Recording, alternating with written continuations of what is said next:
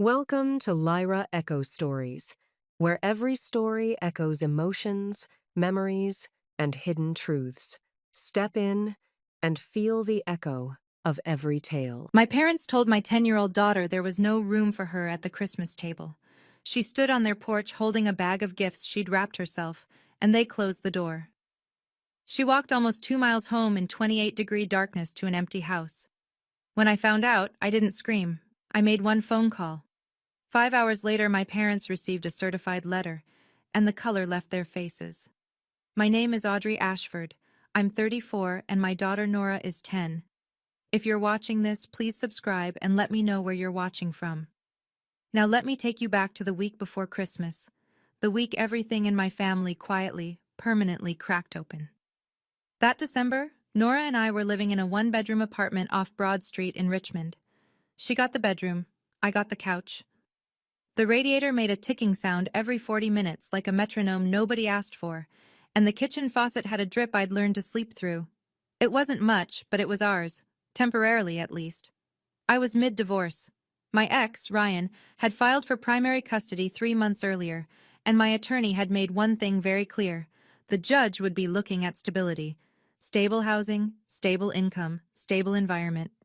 Any disruption, any hint that Nora's home life was chaotic, and Ryan's lawyer would use it. So I kept my head down. I worked night shifts in the ER at St. Mary's, picked up extra rotations when they came, and made sure every bill was paid on the first of the month. I didn't have room for mistakes. My parents knew all of this. They knew about the custody hearing scheduled for January 3rd, and they used it the way you'd use a leash on a dog that's trying to leave. But I'll get to that. That week before Christmas, Nora was at the kitchen table every night after homework, cutting colored paper, folding cards, writing names in her round, careful handwriting. She made one for my mother, one for my father, one for my brother Kyle, one for his wife Tiffany, and two for their kids. She wrapped small gifts in newspaper because wrapping paper was $4 a roll, and I'd said maybe next time. She didn't complain. She just found the comics section and used that instead. On one of the cards, the one for my mother, she'd written, "Dear Grandma, I can't wait to see everyone. Love, Nora." And beside her name, a little hand-drawn sun. She always drew that. She said it was so people would feel warm when they read it. There was a framed photograph in my parents' living room, had been there as long as I could remember. My great-grandmother Ruth, standing in front of that house the day she bought it in 1987. On the back, in her handwriting, "For my family. All of them." I remember being maybe 12, visiting Grandma Ruth at the house, and her putting her hand on my shoulder and saying, "This house is mine, Audrey, remember that." I didn't understand why she said it that way, like she was planting a flag. I would understand later. My mother, Janet Ashford, was 60 years old and had never met a room she couldn't control. At church, she was the woman who organized the potluck, remembered everyone's birthday, brought casserole to every funeral. Neighbors called her a saint. She liked that. She collected the word the way some people collect porcelain, carefully, and where everyone could see it. At home, Janet decided who was invited to dinner and who wasn't, who sat where, who spoke, and when. My father, Gerald, 62, retired early from warehouse management, sat in his recliner and agreed with whatever she said. His silence wasn't neutral. It was a vote. My brother Kyle was 29 and had never paid rent in his life. He sold cars at a dealership in Short Pump, made average money, and spent like he made twice that, because our parents covered the difference. He and his wife Tiffany lived upstairs in the house. Grandma Ruth's house. Free. Kyle drove a truck our mother had bought him with money she called savings. Nobody asked where the savings came from. Me? I paid for nursing school with loans and night shifts at a diner. When I got married, my mother said, "Keep it simple, Audrey. An outdoor ceremony is fine." When Kyle got married, she booked a $15,000 venue. When I filed for divorce, she said, "A woman should know how to keep her husband." When Kyle and Tiffany nearly split 2 years ago, she said, "Tiffany needs to be more patient with him." Every week she'd call me, not to ask how I was, but to remind me not to do anything stupid before the custody hearing. The implication wasn't subtle. If you make waves, you won't have a place to land. And the judge will hear about it. I once saw her close her laptop fast when I walked into the kitchen. The screen had an Airbnb logo on it. I didn't think much of it then. That was a mistake. The plan for Christmas was simple. I was scheduled for a double shift, 6 p.m. to 6 a.m., because holiday pay was time and a half, and I needed every cent for the attorney retainer. My parents would pick up Nora at 4, bring her to the house for Christmas dinner, and I'd get her the next morning. Of course, my mother said on the phone when I confirmed. Bring her over. We'll have a wonderful time. My father's voice from the background. Yep, just bring her.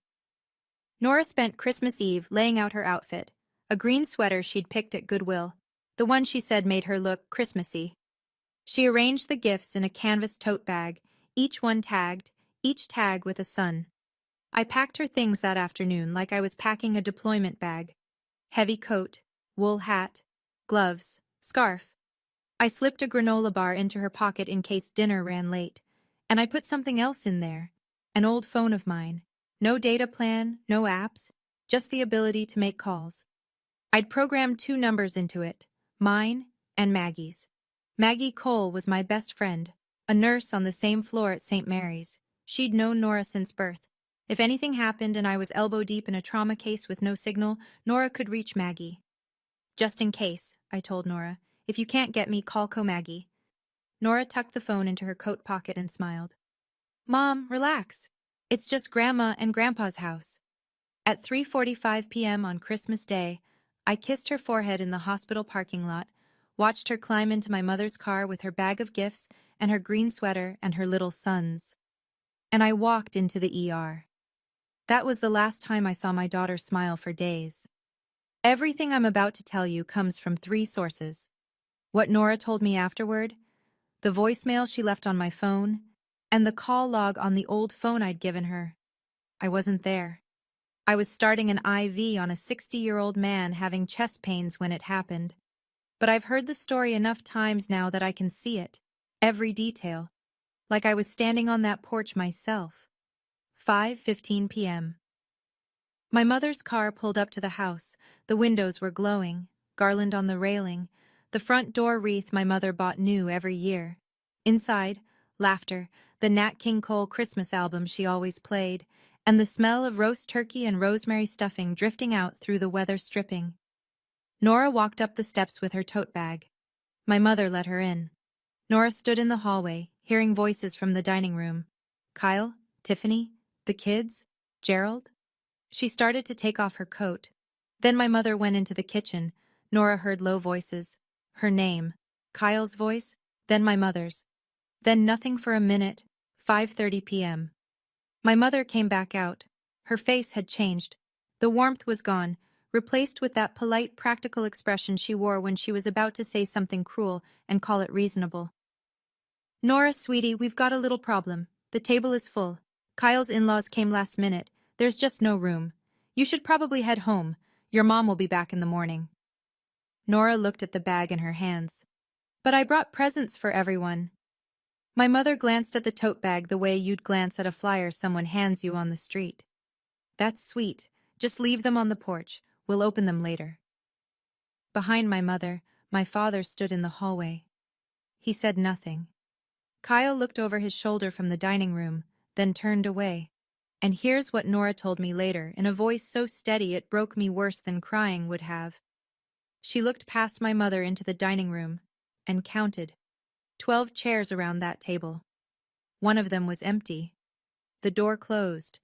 The wreath shook once, then stilled. The Nat King Cole kept playing inside. My daughter stood on that porch alone, holding a bag of gifts nobody wanted, and she didn't cry. She just turned around and started walking. It was 28 degrees. I know because I checked the weather log afterward. December 25th, Richmond, Virginia, 6 p.m. 28 degrees Fahrenheit, wind chill 22, light flurries. The kind of cold that finds the gaps in your coat and stays there. Nora walked 1.7 miles from my parents' house to our apartment. I mapped it later on my phone, standing in the kitchen, staring at the little blue line on the screen like it could explain something. 1.7 miles. Past houses with wreaths and electric candles in every window. Past living rooms where families were sitting together. Down Mechanicsville Turnpike where the streetlights are spaced too far apart and the sidewalk disappears for a stretch near the auto shop. She carried the tote bag the whole way, every gift. She didn't leave them on the porch like my mother told her to. She brought them home. The newspaper wrapping was damp from the snow by the time she got inside. The apartment was dark. I'd turned the heat down to 60 before I left. No point warming an empty place, I'd thought, since Nora would be at my parents' house all evening. She unlocked the door, turned on one lamp, and sat on the edge of her bed in her coat. She tried to call me at 5:43. No answer. I was in a trauma bay. She called again at 5:45. Voicemail. At 5:47, she called Maggie. Maggie picked up on the second ring. She told me later that when she heard Nora's voice, calm, small, precise, she grabbed her keys before the sentence was finished. At 5:52, Nora left me a voicemail. 23 seconds. I've listened to it more times than I'll ever admit. Mom, Grandma said there's no room. I walked home. I'm okay. I'm in the apartment. Merry Christmas, Mom. Maggie pulled into our parking lot at 6:02. She took a photo when she walked in. I have it. Timestamp, 6:02 p.m. Nora sitting on the bed, still wearing her coat, the tote bag of gifts on the floor beside her. One lamp on, the rest of the apartment dark. Maggie wrapped Nora in a blanket, turned the heat up, and drove her to Maggie's house for the night. By 6:30, Nora was eating leftover lasagna at Maggie's kitchen table with Maggie's cat in her lap. She was safe. But I didn't know any of that yet. I was still in the ER, checking vitals, charting notes, assuming my daughter was sitting at my parents' table, opening gifts beside a Christmas tree in a warm house full of people who loved her. I checked my phone at 10:32 p.m. during my 15-minute break. 3 missed calls from Maggie, 1 voicemail from Nora. 0 calls, 0 texts from my mother, 0 from my father, 0 from Kyle. I listened to the voicemail first. 23 seconds. I stood in the staff break room with my back against a cold steel locker and listened to my 10-year-old daughter wish me Merry Christmas from an apartment she should never have been in that night. Her voice was steady, a little thin, not crying, worse than crying because it meant she'd already decided this was something she was supposed to handle on her own. I played it again, then one more time because some part of me was waiting for it to stop being real. Then I called Maggie. She answered immediately. She's fine, she's asleep, she's at my place. And then, quietly, Audrey, she walked home, alone, in the dark, on Christmas. Maggie had already sent me the photo by text. I opened it. My daughter, still in her coat, sitting on the bed, one lamp on, that bag of gifts on the floor. Timestamp, 6:02 p.m., December 25th. I looked at that image for a long time. I looked at the way the light hit only half her face, and the way the rest of the apartment behind her was just nothing. Dark furniture, no tree, no music, no people. I said, "Thank you, Maggie. I'll finish my shift." She paused. "Audrey, I'll finish my shift," I said again. And I did. I went back to the floor. I charted meds and changed dressings and spoke to patients in the calm, even voice they train you to use when everything is falling apart and you are the one person in the room who cannot afford to show it.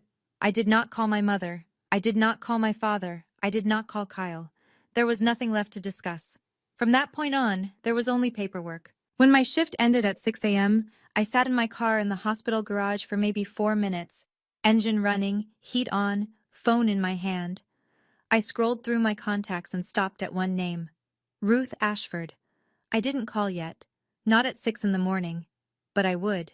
And when I did, things would begin moving in a direction my parents had never once imagined, because they had spent 18 years in a house they thought was theirs, and they had never bothered to read the paperwork that said otherwise. My mother called me at 8:14 the next morning, December 26th. I know the exact time because I was recording. Virginia is a one-party consent state. That means as long as one person in the conversation knows it's being recorded, it's legal. I knew. I pressed record before I pressed answer. I'd learned that much from working intake in the ER. When things are about to go sideways, you document first and feel later. Audrey. Her voice was light, almost cheerful.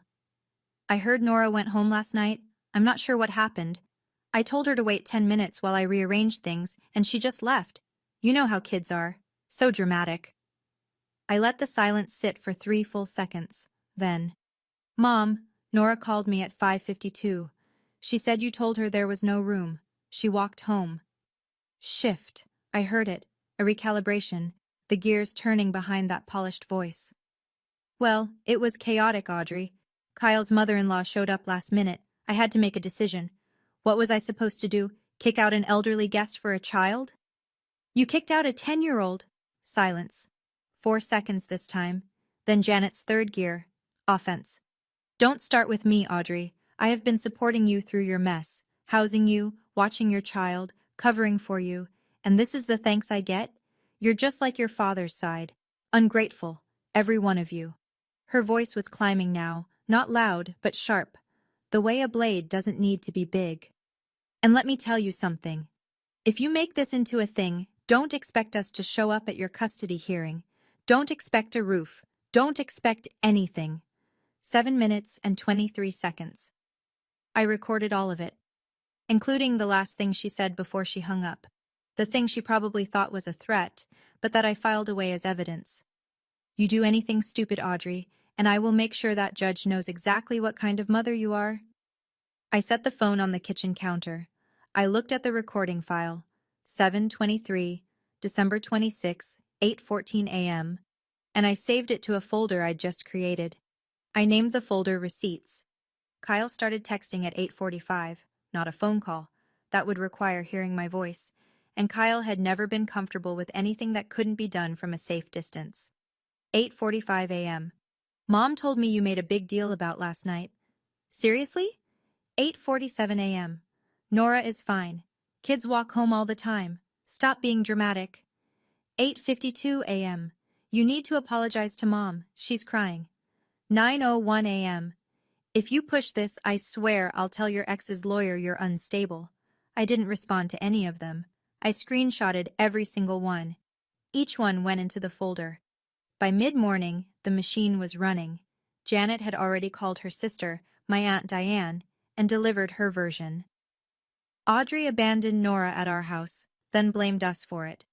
Aunt Diane called me at 10:15, voice soft with concern that wasn't really for me. Sweetie, your mom is just devastated. Can't you let this go? It's Christmas. Did she tell you Nora walked home alone in the dark? A pause. She said Nora left on her own. Nora is 10, Aunt Diane.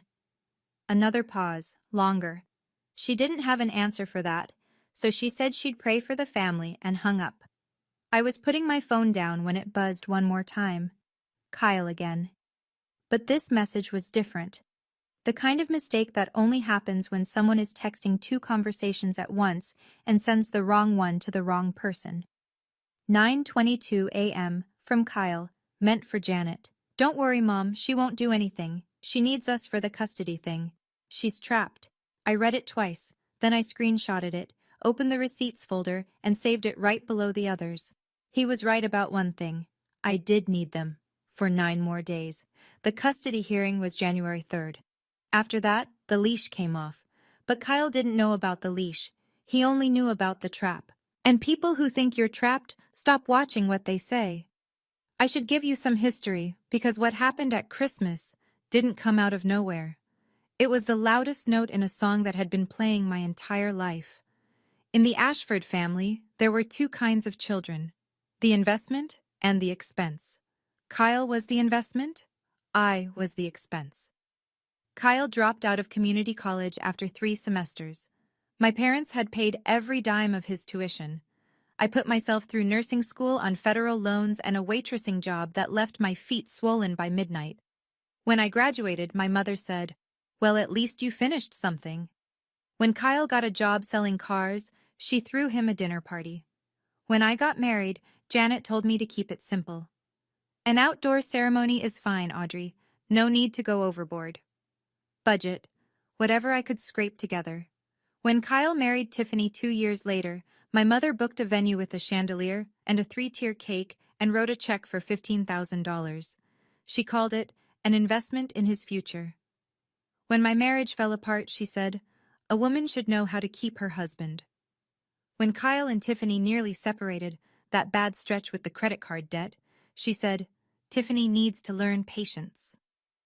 And then there was how they treated Nora. Kyle's 2 kids, Braden, 5, and Harper, 3, were my babies. Janet posted them on Facebook every week, matching outfits at Easter, pumpkin patch in October, my mother's grandchildren front and center. Nora was Audrey's kid, or sometimes just the girl. Last Christmas, the one before this, Nora had been placed at a folding card table in the hallway while everyone else sat at the main table. When she asked why, my mother said, "The big table is for immediate family, Nora." Nora looked at her. "Am I not immediate family?" My mother changed the subject. I swallowed it. I was 2 months into the divorce filing, sleeping on a couch, and terrified that one wrong move would cost me my daughter in family court. So I swallowed it the way I'd been swallowing things from that family for 30 years. But someone else heard about that moment. Through a phone call I didn't even know had happened. Grandma Ruth. She'd heard, and she hadn't said a word. Not yet. She was waiting. I just didn't know for what. Let me tell you about the house. It was a 3-story colonial on a tree-lined street in the near suburbs of Richmond. White siding, black shutters, wraparound porch. My great-grandmother Ruth bought it in 1987 with cash from 40 years of bookkeeping and a pension from the Henrico County school system. She raised her son, my grandfather, there. When he passed in 2003, she stayed another 2 years. In 2005, she set up a living trust, put the house in it, and named herself trustee. The trust document had one guiding clause I wouldn't read until much later. The property shall serve the family, all members, without exclusion. In 2012, Grandma Ruth moved to a nursing home in Charlottesville. Janet and Gerald moved in. No lease, no rent. Just a verbal understanding that they'd look after the place. Kyle and Tiffany took the upstairs 3 years after that. Also free. Also no lease. 18 years my parents had lived in that house without paying $1. And somewhere along the way, they'd started talking about it like it was theirs. Our home. The family home. The house we've poured our lives into. As if the woman who actually bought it, the woman sitting in a nursing home 60 miles away, had simply vanished. But there was the basement. A finished space that used to be the family room where I'd watched movies with Grandma Ruth as a kid. 3 years ago, Janet had it renovated. New lock on the door, separate entrance from the side yard. She told everyone the basement was damp and unsafe. She told Grandma Ruth it had a mold problem. Nobody went down there. That night, December 26th, after Kyle's wrong number text and Aunt Diane's phone call, I opened the Airbnb app on my phone and typed in my parents' address. It took 4 seconds. Cozy Basement Suite, Richmond, Virginia. 47 reviews, Superhost badge, $89 a night. Host name, Janet A. I scrolled through the listing photos, and there it was, Grandma Ruth's old basement, the one with the wood-paneled walls and the brick fireplace. New furniture, new linens, a little basket of toiletries on the nightstand. 47 5-star reviews in a house that didn't belong to her. In a basement she'd told a 90-year-old woman was too dangerous to enter. I screenshotted everything. The listing, the reviews, the pricing, the host profile. Timestamp, December 26, 11:30 p.m. Then I closed the app, set my phone on the kitchen counter, and sat in the quiet for a long time. Tomorrow morning, I was going to call Grandma Ruth. I called at 7:15 a.m. on December 27th. Early, but Grandma Ruth had been a dawn riser her whole life, and the nursing home staff told me once she was usually dressed and reading by 6:30. She picked up on the third ring, that voice, hoarse, thin, but precise in a way that age hadn't touched. Like a blade that had been sharpened so many times it was narrow, but still cut clean. "Audrey, you're calling early. What happened?" I told her. All of it. Nora at the door, the no-room excuse, the walk home, the dark apartment, the voicemail. Grandma Ruth went silent. Not the silence of someone who didn't hear. The silence of someone counting. I waited. 10 seconds. I know because I counted too. Then she spoke, and her voice hadn't changed a fraction. "That house has 12 chairs and a table that seats 14, Audrey. I bought every single one of them.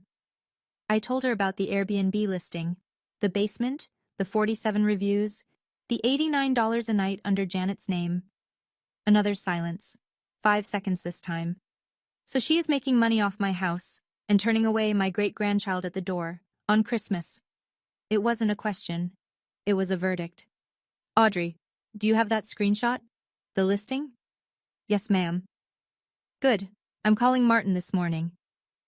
Martin Haywood, Grandma Ruth's estate attorney in Charlottesville. He'd set up the trust in 2005 and handled every update since.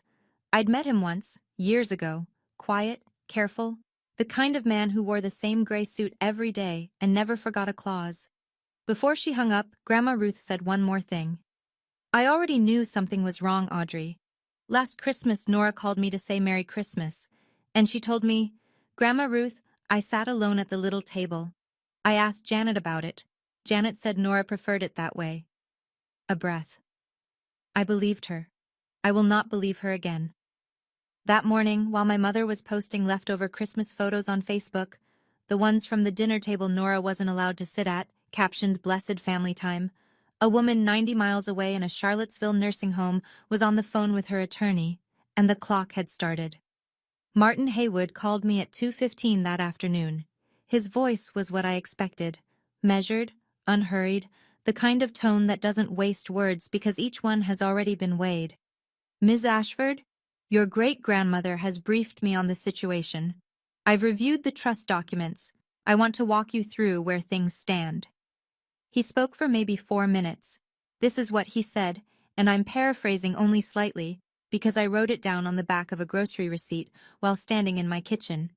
The house was held in the Ruth Ashford Revocable Living Trust, established 2005. Grandma Ruth was the sole trustee. Janet and Gerald had no lease, no deed, no ownership interest of any kind. They were what the law calls permissive occupants, people allowed to stay at the owner's pleasure, and that pleasure could be revoked with 30 days written notice. Virginia statute, black and white. Your grandmother has instructed me to do 2 things, Martin said. First, prepare a 30-day notice to vacate, addressed to Janet and Gerald Ashford. Second, draft an amendment to the trust, removing Janet and Gerald as beneficiaries and naming you as sole beneficiary, with Nora as contingent beneficiary. I leaned against the counter. How soon? The notice will go out by certified mail tomorrow, December 28th. I'll bring the amendment to your grandmother's facility tomorrow morning for signature. I've already arranged a notary and 2 witnesses from the nursing home staff. I said yes. Then he added something that made me grip the edge of the counter. Ms. Ashford, there's the secondary matter. If Janet has been generating rental income from trust property without the trustee's knowledge or consent, that may constitute conversion of trust property income. I'll need you to send me everything you have. The listing, the screenshots, the reviews, all of it. I sent the folder that night. Every screenshot, every timestamp, labeled and organized the way I label patient charts. Because when you've spent a decade in medicine, you learn that documentation isn't just a habit, it's a survival skill. Martin's reply came at 9:47 p.m. Received. This is comprehensive. We'll proceed in the morning. Somewhere in Richmond, my mother was probably watching television in a house she didn't own, sleeping in rooms she hadn't paid for, spending money she'd skimmed from a basement she'd lied about. And she had no idea that by this time tomorrow, her name would be crossed off a legal document and replaced with mine. December 28th. I drove to Charlottesville with Nora in the back seat. 1 hour on I-64, winter sun flat and white through the windshield. Nora didn't ask where we were going. I'd told her we were visiting Grandma Ruth, and her face had lit up the way it used to before Christmas, stopped being a word that made her happy. The nursing home smelled like it always did, lemon disinfectant and cafeteria coffee, and something floral the staff sprayed in the hallways that never quite covered the rest. Grandma Ruth was in the common room, sitting in her wheelchair with her back straight, wearing a blue cardigan buttoned to the top. Martin Haywood stood beside her in his gray suit, a leather folder open on the table. Next to him, a woman with a notary stamp and 2 nursing home staff members I recognized, Linda from reception and a CNA named Terrence, who'd always been kind to Grandma Ruth. Nora saw her first. "Grandma Ruth!" Grandma Ruth's face changed. The sharpness softened, just around the eyes. She held her arms open. "Come here, little son." Nora hugged her, careful the way kids learn to be careful with people who are small and old and precious.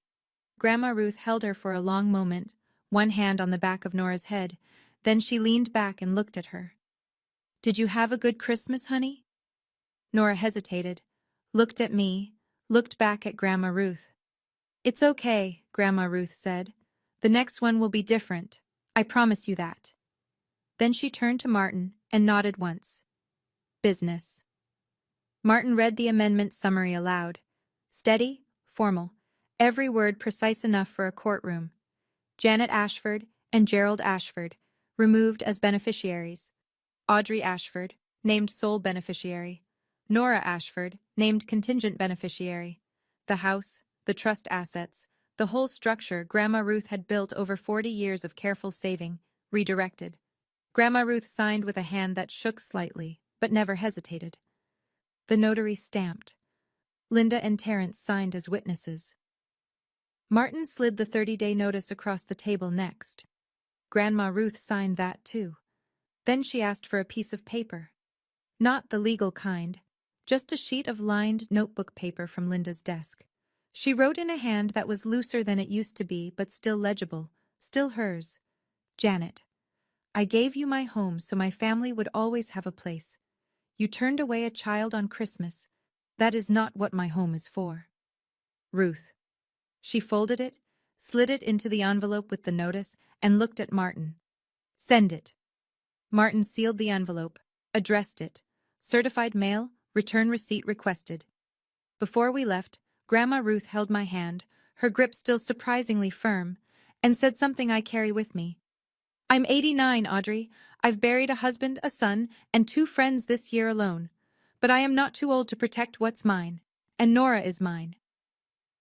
By 4 p.m. that afternoon, a sealed envelope was sitting in a blue USPS collection box outside the Charlottesville post office, addressed to Janet and Gerald Ashford, stamped certified, and heading south toward Richmond. That night, after Nora was asleep, I sat at the kitchen table with my laptop open and the apartment quiet around me. The radiator ticked, the faucet dripped, and I built a case. I organized the receipts folder the way I organize patient charts at the hospital. Chronological, labeled, nothing missing, nothing out of order. Every file had a date, a source, and a one-line description. The voicemail, 23 seconds, December 25th, 5:52 p.m. The photo Maggie took, Nora on the bed in a dark apartment, timestamp 6:02 p.m. The recording of Janet's phone call, 7 minutes 23 seconds, December 26th, 8:14 a.m. Kyle's texts, all 5 of them, including the one he sent to the wrong person. Aunt Diane's call, noted with time and summary. The Airbnb listing, 47 reviews, $89 per night, host name Janet A., superhost. The listing photos, Grandma Ruth's basement with new furniture, new linens, and a basket of complimentary toiletries in a room an 89-year-old woman had been told was too damp to enter. I pulled up the reviews and read through them, one by one, looking for details. Most were routine. Clean space, great location, responsive host. But one, posted 6 months earlier, caught my eye. Wonderful stay. Janet even showed us family photos in the living room. Such a warm, welcoming home. Family photos. In the living room.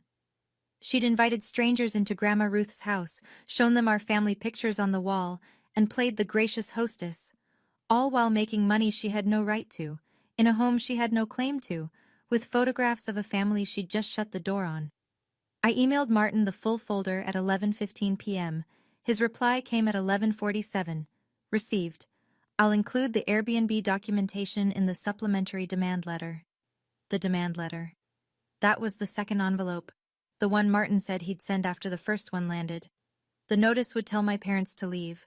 The demand letter would tell them how much they owed. I closed the laptop and sat in the dark kitchen for a while, listening to the radiator and the faucet and the sound of Nora breathing in the next room. 2 envelopes. One was already in the mail. The other was being drafted, and my parents didn't know about either. January 3rd. 9 days after Christmas, the day the lock came off. Richmond Family Court, second floor, courtroom 2B, fluorescent lights, beige walls, the American flag hanging limp beside the judge's bench. I sat at the petitioner's table in a navy blazer I'd bought at a consignment shop and pressed the night before, my attorney beside me. Ryan sat across the aisle with his lawyer, arms crossed, jaw tight, looking at me like I was a problem he'd already solved in his head. The hearing lasted 40 minutes.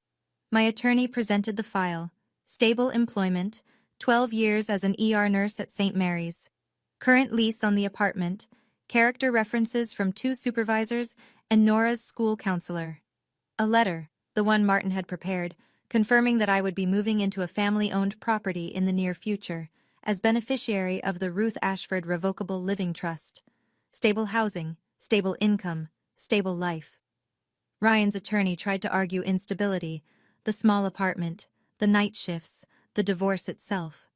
But he had nothing concrete, no evidence of harm, no evidence of neglect, and the one card my mother had threatened to play, calling me an unfit mother, never materialized. Janet didn't show up. She didn't submit a statement. I don't know if she chose not to, or if she was too busy dealing with the certified mail envelope that had arrived at her door that very morning. USPS tracking confirmed. Delivered January 3rd, 1:23 p.m., signed by J. Ashford. The judge ruled at 10:40 a.m., full physical custody to me. Ryan would have scheduled visitation every other weekend and alternating holidays. The judge signed the order, the clerk stamped it, and my attorney handed me a copy. I walked out of that courthouse holding 2 pieces of paper. One said my daughter was mine. The other, the trust amendment, said my silence was over. That same morning, back in Richmond, a mail carrier had walked up my parents' porch steps and left an envelope that required a signature. My mother had signed for it at 1:23 p.m., probably expecting a late Christmas card, or a bill, or one of those charity solicitations she always threw away without reading. She wasn't throwing this one away. Janet called me at 1:47 p.m., 24 minutes after she opened the envelope. I know because I was sitting in my car in the courthouse parking lot, still holding the custody order, when my phone rang and her name appeared on the screen. I let it ring 3 times, then I answered. Her voice was different now. Not the smooth, managing Janet from 2 days ago. This was high, unraveled, shaking at the seams like a wall with the studs pulled out. What is this? What did you do? This says we have to leave in 30 days. This is our house, Audrey. I watched a woman cross the parking lot with a stroller, bundled against the cold. I let Janet's words settle into the air between us, and then I said, evenly, "It's Grandma Ruth's house. It's always been Grandma Ruth's house. Your grandmother is senile. She doesn't know what she's signing. I will contest this. I will take this to court. She was evaluated by her physician last week, Mom. She's competent. The amendment and the notice are both valid. It's been reviewed." I heard Gerald in the background, muffled, agitated. Then his voice closer, like he'd taken the phone. "Audrey, this is ridiculous. We've lived here for 18 years. You can't just—" "I didn't. Grandma Ruth did. You have 30 days. He went quiet. Janet grabbed the phone back. "Where are we supposed to go?" I let the silence hold for 3 seconds. Then, "I don't know, Mom. Maybe somewhere with enough room."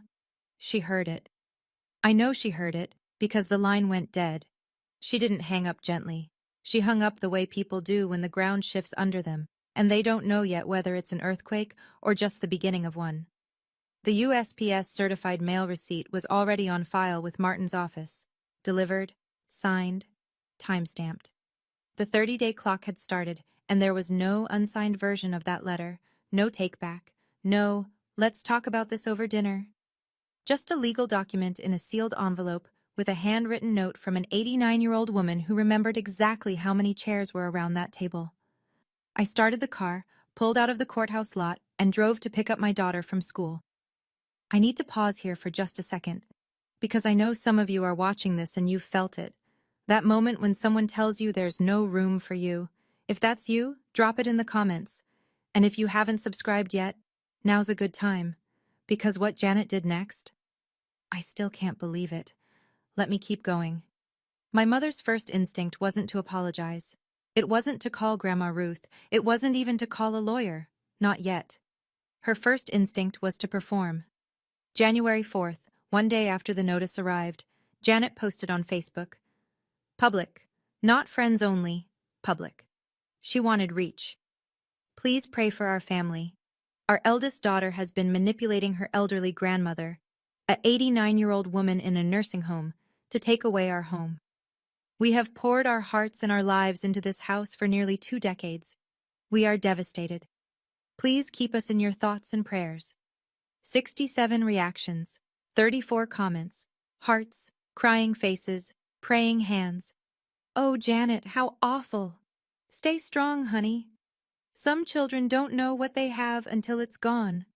One woman from Janet's church group wrote, "This is just heartbreaking. Your family is in our prayers." 3 people called me heartless without knowing my name. Not one of them knew a child had walked home alone in the dark because of the woman they were praying for.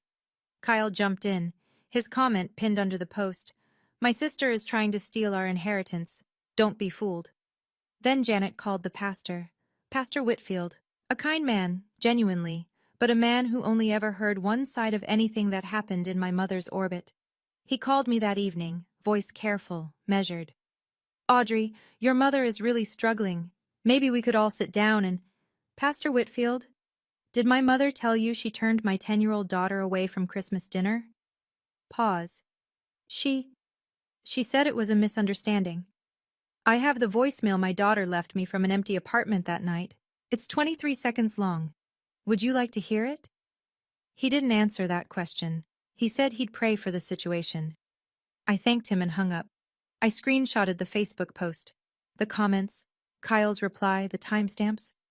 All of it went into the receipts folder. I did not post a response. I did not comment. I did not correct a single person publicly.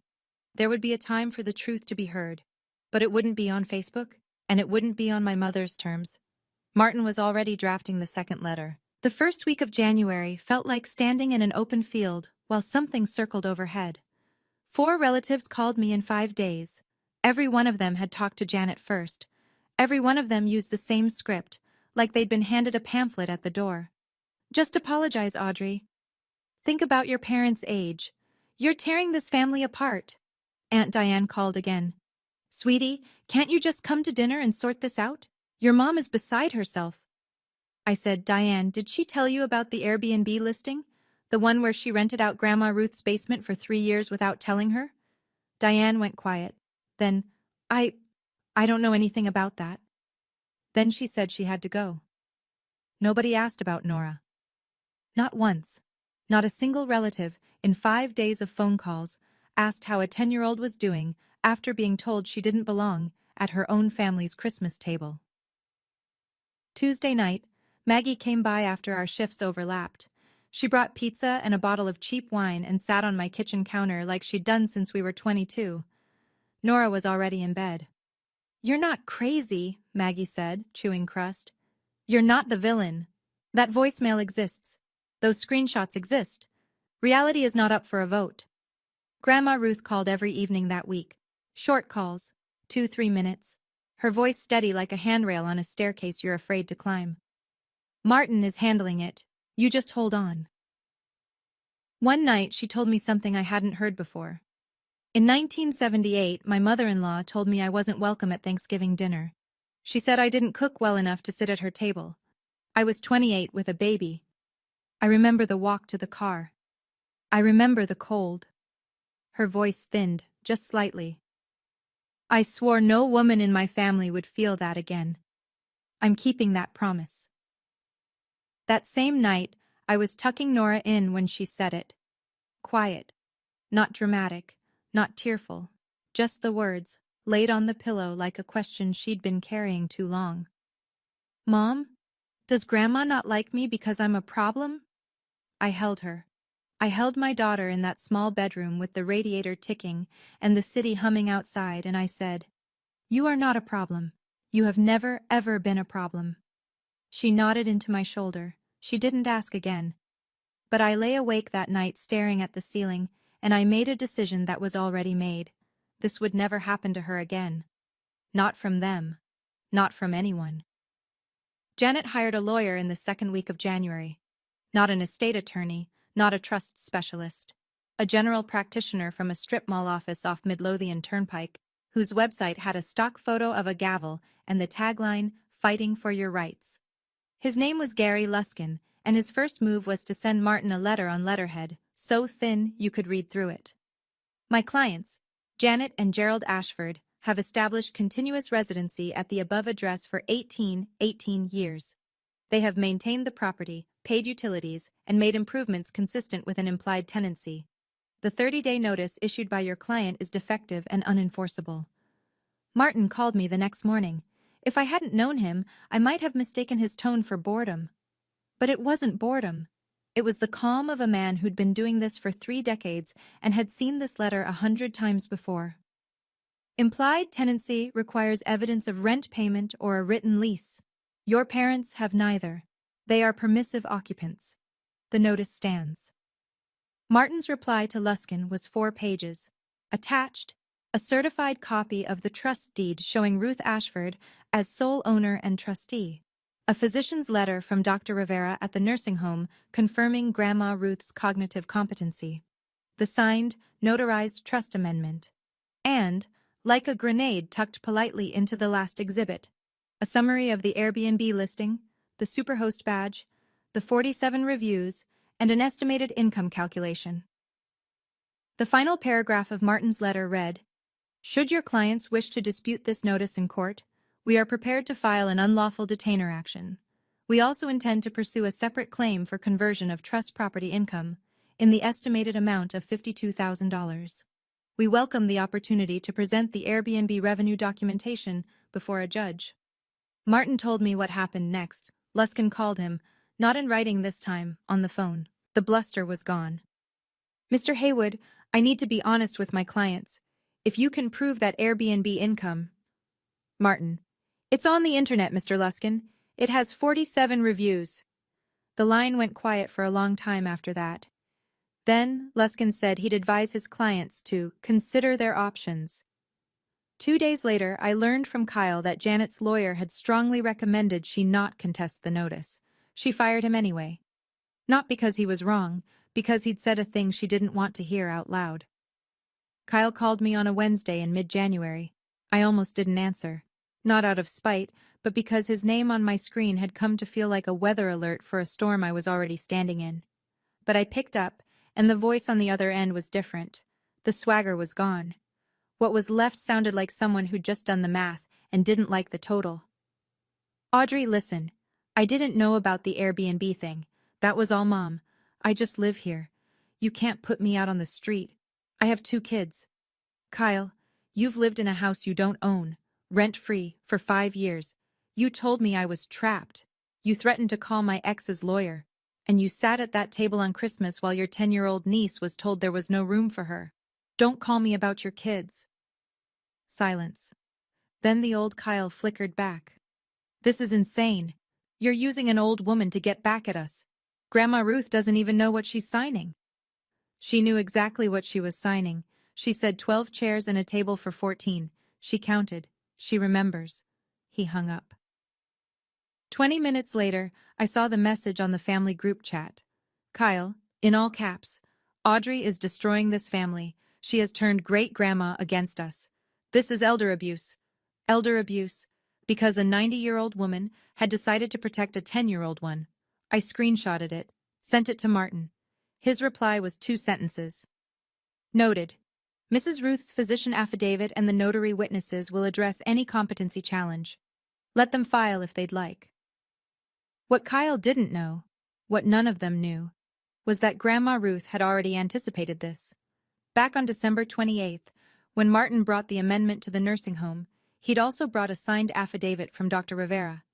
It stated, in medical language, that left no room for reinterpretation, that Ruth Eleanor Ashford was alert, oriented to person, place, time, and situation, and fully competent to manage her legal and financial affairs.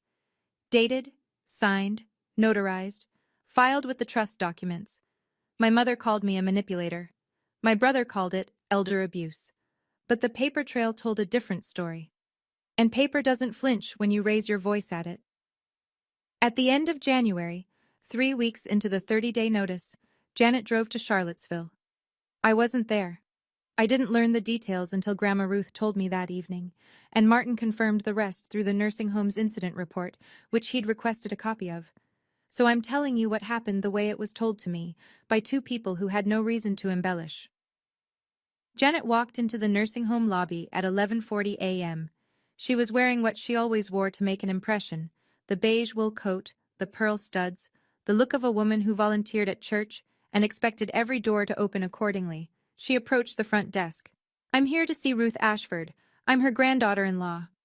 Linda, the same Linda who had witnessed the trust amendment signing, looked at her screen, then back at Janet. "I'm sorry, ma'am. Ms. Ruth has updated her visitor authorization list. Your name is not on it." Janet's smile didn't break, not right away. "There must be a mistake. I've known her for 30 years. I'm family." "I understand, ma'am, but we follow the residents' expressed wishes. I'm not able to authorize this visit." The smile cracked. Janet asked for a supervisor.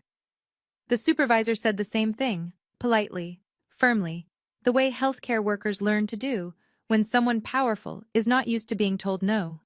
Janet began to cry, or at least to produce the sounds and posture of crying. She stayed in the lobby for 12 minutes. When it became clear that tears were not going to unlock the door, the supervisor said, "Ma'am, if you're unable to leave on your own, we'll need to contact security." Janet left. From the parking lot, she called Gerald. I know this because Grandma Ruth heard from Linda what Janet said in the lobby on her way out, loud enough that 3 other visitors turned around. "That girl has poisoned her against us."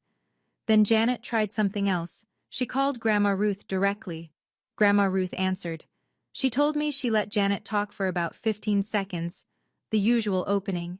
"Grandma Ruth, please, there's been a terrible misunderstanding. We love you, we would never—" Then Grandma Ruth spoke. "There was no misunderstanding, Janet.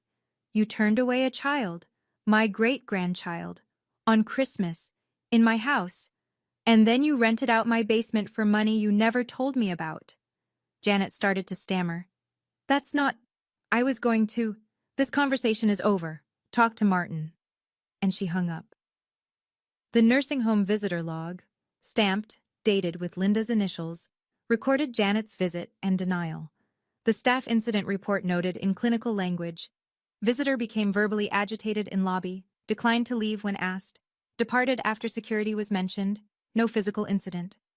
One more piece of paper, one more timestamp, one more entry in a file that was getting thicker by the day. The second envelope arrived on February 3rd, certified mail, return receipt requested. Same process, same mailman, same porch steps. But this time it wasn't a notice to vacate, it was a demand letter, and the number at the bottom had a comma in it.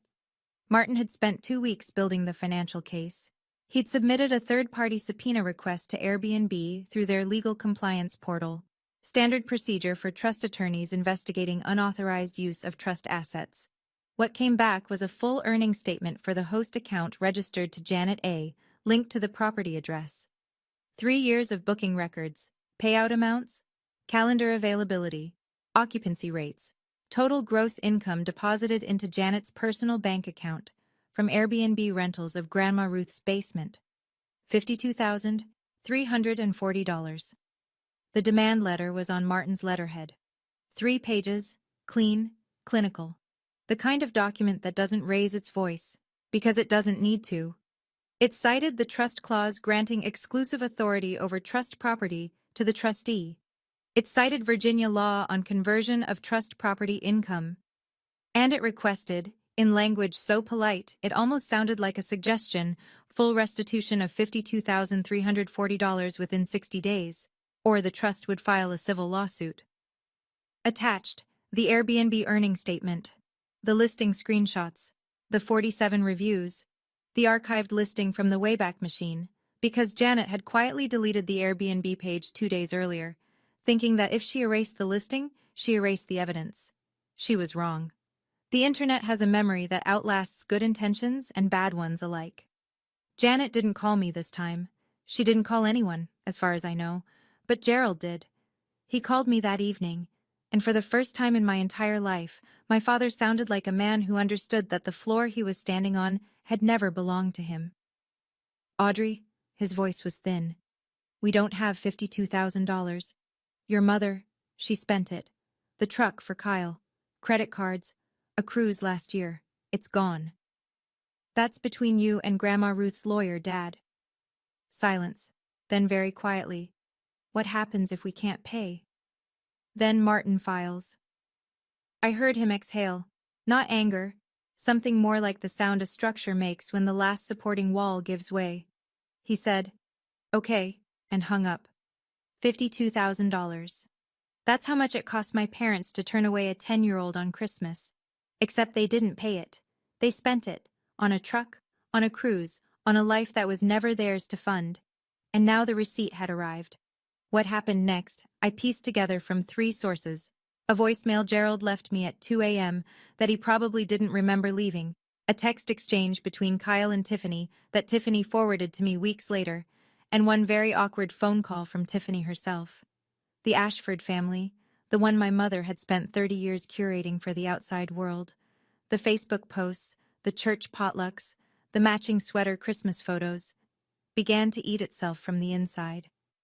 It started with Kyle. He'd finally done what he should have done years ago. He looked at the numbers. The truck his mother had given him. $28,000. The gift she'd made toward his apartment deposit. $8,000. He'd always assumed these came from his parents' retirement savings or Gerald's pension. They didn't. They came from a basement that wasn't Janet's, in a house that wasn't Janet's, rented to strangers on a platform tied to Janet's bank account. Kyle called Janet. I wasn't on the line, but Tiffany told me later how it went. "Mom, you told me Dad's pension paid for all of this." "Don't you dare question me, Kyle. After everything I've done for you. You used stolen money to buy my truck?" The word stolen landed hard enough that Janet didn't speak for 5 seconds. Then she did what she always did. She pivoted to Gerald. "If your father had been any kind of man, I wouldn't have had to—" Gerald, apparently, had had enough. "You rented the basement, Janet. You spent the money. Don't put this on me." It was the first time, according to Kyle, that Gerald had ever contradicted Janet in front of anyone, but it was also 20 years too late, and they both knew it. Tiffany called me the following day, polite, nervous, her voice pitched a half step too high. "Audrey, I know we haven't been close, but Kyle and I didn't know about the Airbnb money. Is there any way you could talk to the lawyer? Maybe work something out?" "Tiffany, I'm sorry you're in this position, but the trust belongs to Grandma Ruth. You'll need to talk to her attorney." She thanked me and hung up. I think she was hoping for mercy. I think she deserved some, honestly. But mercy wasn't mine to give. It was Grandma Ruth's, and Grandma Ruth had already given it for 18 years. She was done. That week, Janet made one more Facebook post, shorter this time. "When your own family betrays you." 12 reactions, 3 comments, and then a 4th, from someone I didn't recognize, someone who had apparently been a guest in that basement. "Janet, I've been to your place. Is that the same basement listed on Airbnb? I thought your grandmother owned that house." 2 hours later, the post was deleted, but I'd already taken the screenshot. The family that had presented a united front at every Thanksgiving, every Christmas, every church potluck, the one that smiled in matching sweaters while a little girl sat alone at a folding table, was dissolving. Not because I tore it apart, because the truth did. I know this has been a lot, but we're almost to the end. And honestly, what happened on move-out day is the part even I didn't see coming. If you're still here, hit subscribe and drop a comment. Have you ever watched someone's public image fall apart when the truth finally came out? Stay with me. The 30-day deadline fell on February 2nd. I know because I'd counted every single one of those days the way a nurse counts drip rates, precisely, with a quiet awareness that the wrong number could change everything. Martin emailed me the evening before. "Deadline is tomorrow. If they don't vacate, I'll file the unlawful detainer action with the General District Court on Monday morning." I drove by the house that afternoon. I didn't stop. I didn't pull into the driveway. I just slowed down as I passed, the way you slow past an accident on the highway, not because you want to look, but because something in you needs to know. Both cars were in the driveway, lights on in the kitchen. The wreath from Christmas was still on the door, dried out, browning at the edges. Nobody had taken it down. They weren't leaving. That evening, Janet texted me. Not a phone call this time. Just 6 words on a screen. We're not leaving. This is home. I forwarded it to Martin. His reply: filing Monday. Kyle at least had read the room. He and Tiffany had found an apartment in Short Pump. Small, 1 bath. The deposit paid by Tiffany's parents. Kyle had texted me the day before, his last message in what had become a very short thread. I moved out. I'm done with this. But you should know. Mom is telling people you're going to have her arrested. I didn't respond. That same week, I'd noticed that the Airbnb listing had vanished from the platform. Janet had deleted it, scrubbed the page, removed the photos, taken down the reviews. She probably thought that if the listing didn't exist, the evidence didn't either. But Martin's paralegal had already captured the full listing through the Wayback Machine. Archived pages, cached reviews, host profile, everything. And the Airbnb earnings statement, obtained through the legal subpoena, existed independently of the website. You can delete a listing. You can't delete a bank deposit. Monday morning, Martin Haywood walked into the General District Court in Richmond carrying a filing folder 3 inches thick. And inside that folder was 30 days' worth of silence, 47 reviews worth of evidence, and one 89-year-old woman's refusal to let her family be redefined by the people who'd stolen from it. The filing went in on a Monday. Martin submitted the unlawful detainer action with every exhibit attached: the trust deed, the 30-day notice with its certified mail receipt and USPS tracking confirmation, the physician's capacity letter, the trust amendment, and, as a supplementary exhibit, the full Airbnb documentation. The clerk stamped it, assigned a case number, and scheduled the hearing for 10 days out. Virginia moves fast on unlawful detainer. The law doesn't like ambiguity about who owns a house and who doesn't. Wednesday afternoon, a process server walked up the porch steps of Grandma Ruth's house and knocked on the front door. Gerald opened it. The server handed him 2 copies of the summons, one for him, one for Janet, and had him sign the acknowledgement of service. Gerald looked at the papers, then at the server, then back at the papers.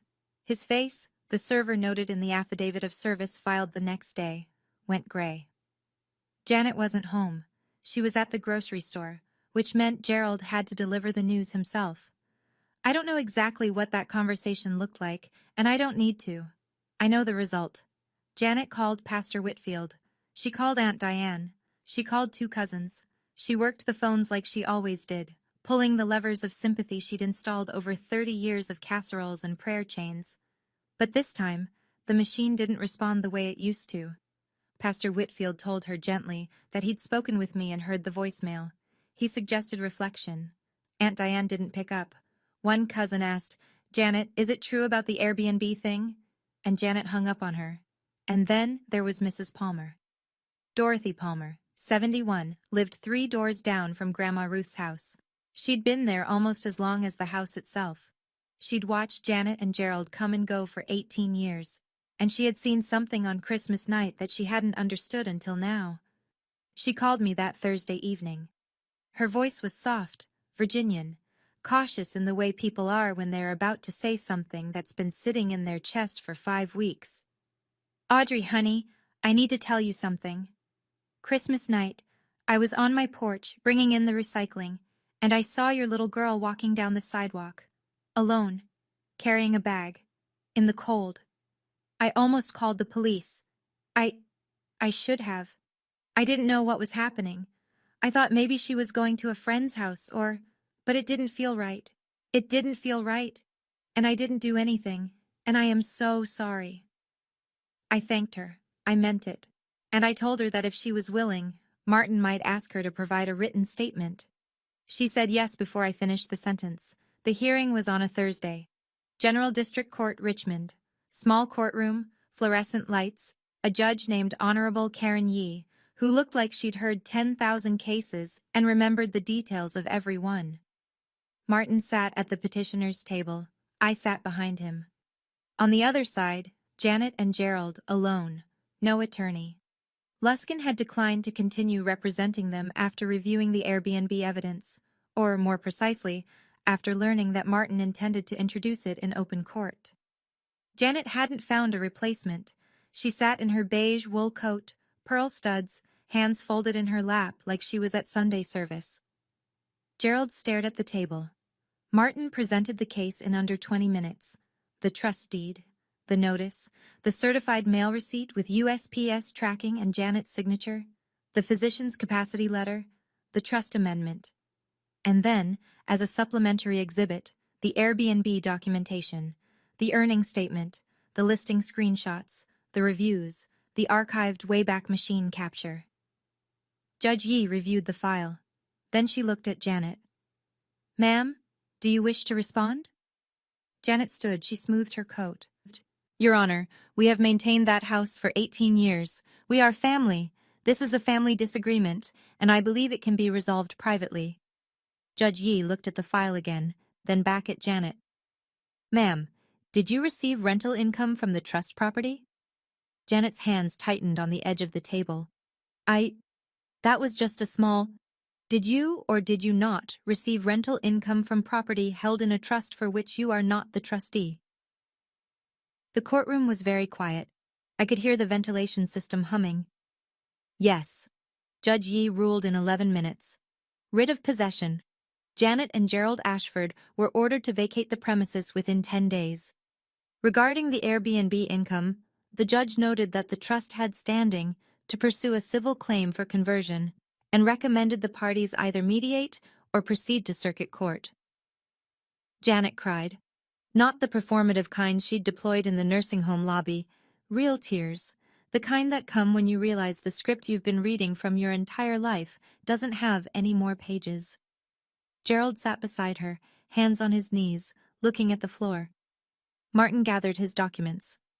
I stood and walked out through the double doors into the hallway, where the light was gray and flat and unremarkable. No dramatic music, no slow-motion moment, just a woman holding a court order in a manila folder, walking toward the elevator. The judge didn't raise her voice. She didn't have to. The documents spoke for themselves. They always do, when you take the time to keep them. They moved out on a Saturday in mid-February. I know because Maggie drove past the house that afternoon. I'd asked her to, not because I needed to witness it, but because some part of me needed to know it was real. A rented box truck in the driveway. Gerald carrying lamps and boxes. Janet directing him from the porch in her coat, arms crossed, mouth align. Neighbors watched from porches and driveways, the way people do when something private becomes public. Not with glee, just with that quiet, careful attention that comes from knowing a street story just changed. Maggie told me one detail that stayed with me. Janet took everything, the furniture, the kitchenware, Kyle's old trophies from the upstairs shelf, the Christmas dishes she'd used for the dinner Nora wasn't allowed to attend. She took the curtains, she took the bathroom mirror she'd hung over the sink. But she left the photograph. The framed one, Grandma Ruth standing in front of the house in 1987, the writing on the back that said, "For my family." All of them. It was still on the wall when they locked the door behind them. Maggie sent me a text at 3:14 p.m. They're gone. I went to the house the next morning. Nora was with me. The place was cold. They'd turned the thermostat down before they left, one final small act of pettiness in a long catalog of them. The rooms were empty, dusty in the corners, sunlight falling through bare windows onto hardwood floors Grandma Ruth had picked out almost 40 years ago. I found the photograph in the living room, still hanging, slightly crooked. I took it down, wiped the glass with my sleeve, and hung it back, level, center, where it belonged. Janet and Gerald rented a one-bedroom apartment in Midlothian. $1,400 a month, first rent payment in 18 years.